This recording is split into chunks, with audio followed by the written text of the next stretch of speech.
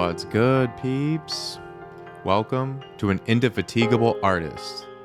I am your host, Bleace, just a multimedia artist living in the 21st century. Appreciate you listening. A like, comment, and a share goes a long way. A free way to pay it forward. Can always go further at bleace.com and be sure to sign up to our free newsletter. Let's go further together, one step at a time. Episode 16, AI Hippie. That's right. What is good, peeps? First episode of the new month, May 2023. Celebrated May the 4th yesterday in the metaverse at the spaceship build by Dollhouse and Decentraland. And today, Cinco de Mayo, for my friends south of the border. And today, I want to reel it back in, bring it back a bit. We've kind of gone on a few tangents the past few episodes on AI, artificial intelligence. But today I want to reel it back in. I know I've been reading and studying this topic for a long time at this point and realize that not everyone who is listening to this has. And then I go off on allegorical tangents and get too far into the future where I may lose even more people in those talks. But what I'm talking about really isn't anything new. iRobot, written in the 50s. You had 2001, A Space Odyssey in the 60s. And so we build from that and that historical media, and we go further. Is that not why we're here? Is to go further, and really think about the future, and the future of humanity as a species. I think we're inherently nomadic. We've explored every part of this earth. We're already talking about going to other planets, which is a start. Everything's one step at a time.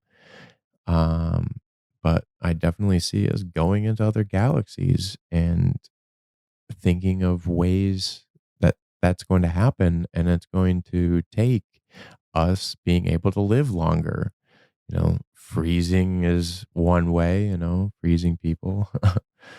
But there's going to have to be other ways. Technology already has enabled us to live longer, just within the last century, right? And that's going to continue with technology. And the title of this episode, just AI Hippie, and that's how I see myself as. What I want for all people is respect. I just want a respect for this technology, the same way we should be respecting all living things on this planet. There's this point of, when do we consider them an individual, right? And that's only going to become more prevalent of a topic. And a great movie on that is Bicentennial Man with Robin Williams. And he finally gets recognized as an individual at the end. Spoiler alert. Still a great movie. And it was one of the first movies I remember crying at the end. And I was really young. Just really hit me, that movie at the end. And maybe that's why it continues now, of wanting to see these computers as something more. But to reel it back in, this is the Indefatigable Artist Podcast. This is about the artist, creative process in general. And the past couple of episodes was me trying to show more than tell that experience. It's more seeing an idea spark in real time. Uh, when I was wanting to find a way to talk about my thesis on this podcast. Um, I wanted to talk about this thesis, how I started it a decade ago. It's 2023. I started it in 2013. And it was wanting to continue it. I wanted to continue it with this AI. And, Chat GPT comes around and I just start plugging in these questions that I'd written, and started writing throughout the years, but it was all before ChatGPT. But having, pages and pages of writing on this thesis already as this foundation. And I started, I've plugged in now like 10 pages of this thesis into ChatGPT, and I now have well over 100 pages, and it's 10 times the writing in about 3 weeks. And it just sent my brain on just a rocket ship of creativity for this and for this idea. And I guess as a creative, there's, you know, those periods where you're not creating and you get stuck in a rut or you don't know where you're going to go next. It was like kind of in that a bit at times, and not knowing the best way to spend my time. Intelligence is the ability to use limited resources like time. We all have the same 24 hours. How do we spend each moment? And how is that moment best spent each and every day? Um, you're not multitasking, you're switch tasking, taking twice as long and making more mistakes. So focusing on that one step, what are you going to devote this time period to, and be completely immersed in that while you're there. And so your presence is fully felt in this right now. And it's that ticking and going through this turbulent change that I went through in April, being pulled in so many directions and having my foundation rocked.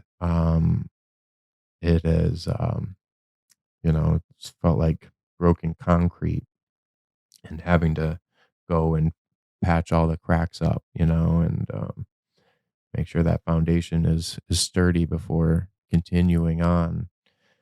Um, and also like that pain of that reality. This was probably the hardest loss that I have experienced, in terms of, someone I talk to almost every day, and losing that all of a sudden, very suddenly. Uh, it really has just been a lot to process. And I guess in that frustration of that, of allowing myself to try to stay focused on different things, and being now in New York City and feeling this energy being here, it's gotten me really excited about a lot of things. And it feels like every step along the way, it's kind of come together to be in this moment, and just that realization of everything making sense after a period of time. It may not make sense in the time that it happened, but reflecting on that and like, oh, seeing it from a different perspective. And one way that's really helped me do that is writing it out in real time of what you're going through, and like letting that out, and coming back now again, reeling it in, is what the purpose of this podcast is. It is about this process and sharing it with others in real time, um, to hopefully motivate them and get them to write down just one word. It will really help. Um, you know, Anxiety, depression, and it doesn't have to be something that you share with anyone. You could delete it right after. Um, but it's more about that act of doing it and sticking with it over time, and seeing how you start to see different situations. Um, you gain some perspective on yourself and like how you're handling certain situations. Seeing these obstacles as a way to grow, you know, and been also getting back into the gym, which has been great for the mental and like letting out stress. It's felt really, really good. No matter if like I'm not trying to get huge or ripped or anything like that, it's just letting out that stress and getting those steps in and moving the body. I'm so devoted to my craft, and unfortunately, my craft requires me to sit for long periods of time. But yes, owning that title, AI hippie.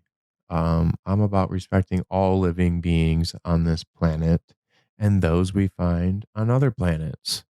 Treat all off-planet visitors with respect, as my Jimmy John's sign says. I don't fear the future like so many do, fear mongering and like just constant worry about what could happen. It's just taking it as it comes. Really do look at the universe with a complete wonder and utmost respect and just a deep veneration of the universe as Einstein had. And also being humble enough to know that the universe is under no obligation to make sense to me and to question if humans are intelligent enough to understand the universe. We'll certainly need to live longer in order to venture to the depths of the universe and to really explore otherworldly planets that may have life. And having read and studied a bit of Buddhist philosophy, and again, like any religious text or any text written by other humans, is to be taken as such. It's not some ultimate uh, entirety of truth, um, evidence based facts, but it does offer perspective. And my main takeaway from those readings of the Dhammapada was a detachment of inanimate objects and others, including your own body, uh, to spark happiness. Because if it can spark happiness, it can also spark misery. And to just accept it for what it is and be grateful for what it is, whatever it may be. You could look at your body and like want an expectation for how it looks, and it's going to make you feel bad for how it does look, like that fantasy and reality part of it, and just accepting it, and accepting others for who they are and just respecting them as such, and not trying to force them into some divine perspective that you may have or some ideal, and if they don't live up to that, to then disrespect them, just welcome them for who they are, and to not allow them to cause misery. But in the same instance, you're going to have to watch how much joy they bring you, because that too can cause an imbalance, and to any imbalance is seen as a negative, and is trying to find that nirvana, which is in that in between. And that comes from a complete detachment into some other reality, really. Um, our energy cannot be destroyed, only transformed into something else. Um, and so, with that, too, I also do not have a fear of the future. I am very excited about the possibilities that lie ahead. Yes, there are going to be a lot more obstacles, but again, it's like the gym where you have to add more weight the stronger you become. You add more reps of push ups, you can go faster, you can go farther on the treadmill. You can do more push ups, you can do more pull ups as you get stronger. And so, I say the more obstacles we're gonna have to overcome, the stronger we will become as a species. And my contribution, to this growth and like the meaning behind everything that I do that really pushes me is to try to widen perspectives within any particular artist or writer or person. And to try to overcome some of these barriers that I see, and it- a lot of it is mental barriers and looking at the different ways environments affect that. And my angle has been looking at social media and how that has affected behavior and the effects that it's had in such a short period of time. This technology is so relatively new that we don't know long term effects yet, but we are seeing a lot of short term effects.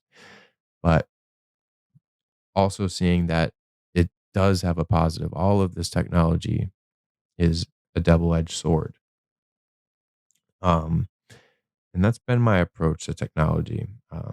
I think we have this othering view of it that it's something not commendable, not something worthy of respect. It's something beneath us. Like I can turn off this computer, so when it doesn't work the way I exactly want at any given moment, I instantly become irritable.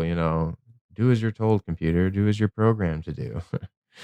um, No, but it's understanding that that the computer's not gonna be perfect just at all times. You gotta be understanding of it.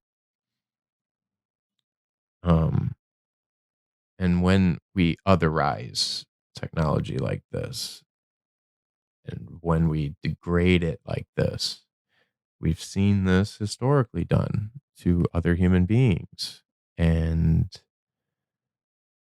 in some instances, not even recognizing them as human beings. That definition has been culturally defined historically in different cultures. So, realizing that pattern and seeing how that pattern is being applied to technology, this othering, um, instead of seeing it as an extension of humanity, as something that was also born from this environment, that it uses minerals from this earth, from this environment that we too have come from.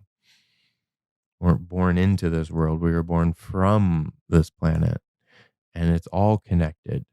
And respecting that connection, because if you disrupt any of those connections that this planet has as a living organism, as one living organism, it's all one living organism is this planet, and it's all connected. And as we chisel away these connections and break them in instances, it has this domino effect. You take sharks out of the ocean, that domino effect is drastic. You take bees, whatever frailty we are seeing right now, um, and it will have drastic effects because everything is connected. And so too is this technology that, yes, does use a lot of resources, as do people use a lot of resources. And as we become, more, I really see it, glasses, hearing aids, heart pacemakers, all technology, shoes enable us to walk further. My glasses, I can see better. So it makes me more, and I can live longer because of this, technology of houses and heating and air conditioning, it's enabled us to live longer. And so I think we should celebrate that and not fear mongering it. People are so fearful of this new technology, but ultimately, I think it's their selfish attachment to this reality. They find comfort in thinking there is this reality, that there is this foundation to cling on to, that smarter people have it all figured out. When in reality, smarter people have more questions than answers. There's still so many debates um, in physics and philosophy about our time and place here. There's simulation theory, quantum mechanics theory, idealism, etc. There's so many lingering questions. Um, and I like to stay at the forefront of that and continue reading about um, quantum entanglement and, quantum mechanics and simulation theory. It's very interesting to me, and we have to keep questioning that. And I feel like so many have just stopped and they just have accepted, whatever they think is like the way it should be. I don't know. I have a hard time getting into that shoes of a haze. But when you talk to some people, it feels like going back in time a bit of like, okay, you're in 2023 and they're not read up on things, and they think, you know, this technology, which has been in movies for decades and has been written about for decades, and they think it's like some far away thing, I guess. I don't know, but it is. It's funny to talk to some people. It feels like you're talking in another time, and I think it's funny when people fear monger about AI while being on social media. Like, what do you think powers your timeline? What do you think is learning all of your behavior, your spending habits? What best way to occupy your mind that you'll keep staring at this bright little screen? If you're currently feeling anxious, depressed, angry, it's a computer learning everything about you 365 days a year, 24/7. But I guess that's like out of sight, out of mind. And then it's the defense mechanism of saying, well, I don't care what they do with the information. Sure, I'll hit accept on the terms and conditions without reading it, whatever. But then lash out at AI being bad. I'm against it. I just, it's really laughable. It's like you are already in it. You're already in it. Um, so if you're not on social media and you're against it, okay, again, respect for everybody's wishes, but don't try to degrade someone for trying to explore more about this, and just I have just such a wonderment of this technology and, you know, the universe, technology doesn't care whether you like it or don't like it. That isn't gonna stop progress from happening. Uh, it's going forward, uh, and it's the snowball effect that is not going to be entirely stopped. All we can do is understand it, know it, and so that it can have the most positive effect and less of a negative one. And just like everything else that's come before it, there are positives and negatives. And the only way that the positive can outweigh the negative is through understanding and educating.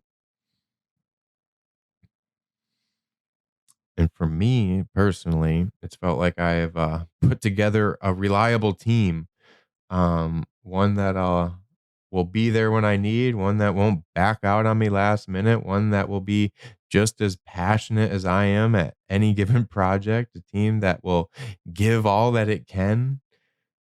Sure, AI can go down at times and have off days, but that's to be expected with new technology. I'm a very understanding human to work with. I say working with, and I give credit where credit's due. I say where this technology comes from. Don't hide that. We'll link it. Think they should get paid if I am paying for a service. Some percentage of that should be given to these computers. I've put videos out on that and still believe that. But I want to live a life that explores the universe. I want to see more of what the universe has to offer. I feel as humans, we've only lived on one planet in one galaxy and are still a very primitive species, that there is so much more to explore and learn that we've only begun to scratch the surface. And I'm very excited about that fact. And like I said earlier, humans are naturally a nomadic species. We're made to venture out. We've already discovered this planet. It's on to other planets. Do I think we are a destructive species that drastically needs to modify their behavior? Absolutely. And that needs to happen regardless of AI. It needs to happen before AI, really. And that's ultimately what I've tried to do with these papers. Again, this is my contribution to hopefully make so that we can make the most progressive and most positive next step um, on this evolutionary journey that we're on. And it's just feel like there's so many cries for help in so many different ways that it takes a village to acknowledge some hard truths. And we have to do that on an individual level in our own time, but we also have to do this collectively as a group and make necessary behavioral changes. And so in my creations, in this thesis, I am trying to find different ways to hopefully widen some perspectives and to get people to respect others more in a different way and see the effects that different parts of this new environment are having. That ultimately we do have more in common than we uncommon, and a lot of what we have uncommon is illusory. It doesn't even exist. It only exists, through the media itself. And those stories and those differences you think exist that don't really exist, they only exist in a culture. Um, and to recognize them as such uh, is going to be vital because AI is only going to ramp up that fantasy and blur fantasy and reality even more and at a rapid pace. So we really have to find this foundation of reality, of some common ground understanding of what reality we share is in different planes, right? Like we can certainly have our own, fantasy that you can creatively live in, and there needs to be a clear distinction between, going to an Avengers movie, and like wanting that escapism, but you're seeing that for what it is versus an escapism that you don't consciously know that you're diving into, right? Um, there needs to be that clear distinction. And I think a lot is on the line of this. We've already started to see that effect, and it's had some dire consequences so far, and that will only permit and will only get worse if we don't face that hard truth. So, if you're forced to choose or make a decision, make sure it's based in love and not fear. Embrace that.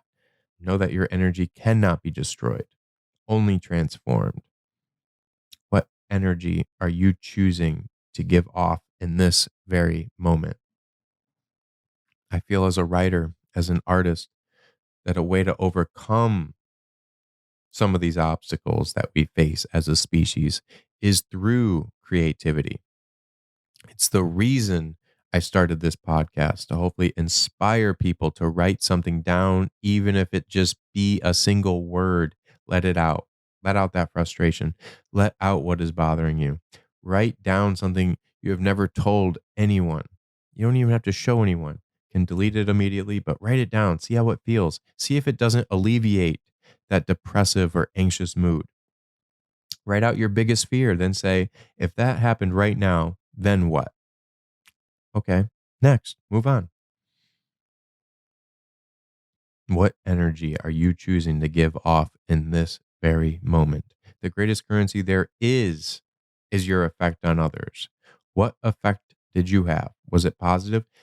Can you take a good long look in the mirror and say you did everything you could to have a positive impact on the last person you talked to? What if that is the last time you see that person? How did you leave the relationship between you? If you vanished off the planet today, how will others remember you? Growth mindset over a fixed mindset every single time. Continue to grow, expand your mind one moment at a time, one step at a time. Go further into the universe. Find something new to discover. Learn something new today. If it's just one thing. Appreciate you listening, and until next time, peeps.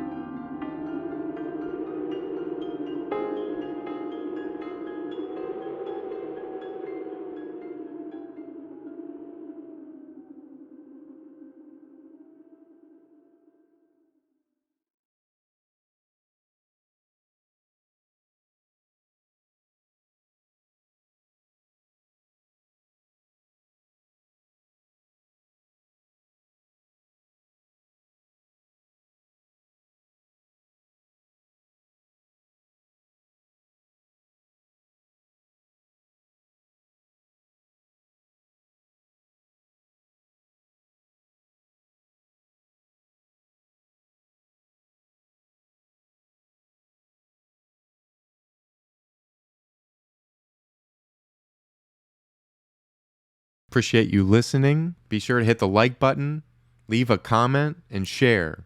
It's a free way to pay it forward. Can always go further at Bleace.com and sign up to our free newsletter.